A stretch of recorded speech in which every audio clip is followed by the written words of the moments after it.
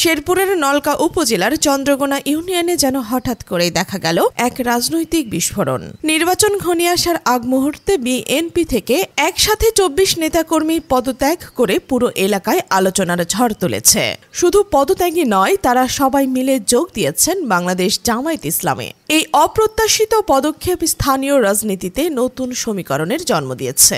যোগদানকারীদের বক্তব্যে স্পষ্ট হয়েছে, তাদের সিদ্ধান্ত আকস্মিক ছিল না। তাদের দাবি, দীর্ঘদিন ধরেই দেশের রাজনৈতিক পরিস্থিতি পর্যবেক্ষণ করে তারা এই সিদ্ধান্তে পৌঁছেছেন। তাদের ভাষায়, জামায়াত একটি আদর্শিক ইসলামী দল এবং বর্তমান প্রেক্ষাপটে জনগণের কাছে এ দলই আস্থার প্রতীক হয়ে উঠেছে। তাই শেষ পর্যন্ত দলবদলের সিদ্ধান্ত নেয় তারা। চন্দ্রগোনা ইউনিয়নের চেয়ারম্যান পদে জামায়াত মনোনীত প্রার্থী ফজলুর রহমান ফিরোজের উপস্থিতিতে বিএনপির ২৪ নেতাকর্মী ও সমর্থকরা আনুষ্ঠানিকভাবে জামায়াতে যোগ দেন। স্থানীয়রা জানান, কয়েক মাস আগে থেকে এদের সঙ্গে জামায়াতের যোগাযোগ চলছিল।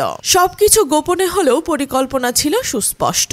অবশেষে নির্বাচনের আগে সেই নাটকীয় ঘোষণা পুরো পরিস্থিতিকে এক অন্য মাত্রায় নিয়ে গেছে। উপজেলা জামায়াতের আমির গোলাম সরোয়ার বিষয়টি নিশ্চিত করেছেন। তিনি জানান, নিয়ম অনুযায়ী তাদের সহযোগী সদস্য পদ দেওয়া হয়েছে। ফলে এখন তারা দলের কর্মসূচি ও সাংগঠনিক কার্যক্রমে সম্পূর্ণভাবে সম্পৃক্ত হবেন। তবে বিএনপির স্থানীয় নেতৃত্ব এই ঘটনার গুরুত্ব খাটো করে দেখানোর চেষ্টা করছে। উপজেলা বিএনপির সাবেক আহ্বায়ক খুরশিদুল রহমান সাংবাদিকদের বলেন, যারা যোগ দিয়েছে তারা খুব বেশি পরিচিত মুখ নন। তাদের চলে যাওয়ায় বিএনপির তেমন কোনো ক্ষতি হবে না। যদি স্থানীয় রাজনৈতিক মহলে অনেকে মনে করছেন একসাথে ২৪ জন নেতাকর্মীর দল পদত্যাগ আসন্ন নির্বাচনে বিএনপিকে চাপের মুখে ফেলতে পারে। সব মিলিয়ে নলকা উপজেলার এই ঘটনাকে ঘিরে তৈরি হয়েছে তুমুল কৌতূহল।